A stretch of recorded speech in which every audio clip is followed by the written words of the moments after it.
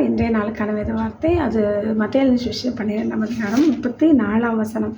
இருதயத்தின் நிறைவு நாள் வாய் பேசும். இருதயம் நிறையும் பொழுது வார்த்தைகள் வெளிவரும். ஹல்லேலூயா. நம்ம நிறைய நேரங்களில் நம்ம இருதயத்தில் கோபம், கசப்பு, வைராக்கியம் வச்சுருக்கும் பொழுது வெளியில் வர வார்த்தைகள் எப்படி இருக்கும்? சண்டை, கெட்ட வார்த்தை, இந்த மாதிரி தான் வரும். அப்போ இருதயத்தில் நம்ம பீஸ், அந்த சமாதானத்தை காத்துக்குள்ள நம்ம ஆண்டவர்கிட்ட தான் கேட்கணும். ஏன்னா இந்த இருதயம் எப்பொழுதும் கேடுள்ளதும் மகா திருக்குள்ளதுமாக இருக்குது.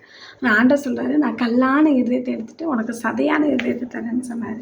அப்போ ஆண்டவருடைய இருதயம் நமக்குள்ளே சிருஷ்டிக்கப்படணும். அப்படி தானே? அப்போ இருதயம் நல்லா சுத்தமாக இருந்தால் தான் நம்ம வாயின் வார்த்தைகள் சுத்தமாக இருக்கும், நம்மளுடைய கேரக்டர் சுத்தமாக இருக்கும், நம்ம பேசுகிற பொழுது மற்றவங்க ஆசீர்வதிக்கப்படுவாங்க. அப்போது இருதயத்தை நீங்கள் இந்த நாளில் ஒப்பு கொடுங்க. அது என் இருதயத்தை நீங்கள் வாசம் பண்ணுங்க. என் மகனே, உன் இருதயத்தை எனக்கு தா அப்படின்னு சொல்லி நீதிமொழி எழுதியிருக்கு. ஆண்டவர் சொல்லுங்கள், என் ஆண்டவரே, என் தகப்பனே, என் இருதயத்தை நான் உனக்கு தருகிறேன்னு சொல்லுங்கள்.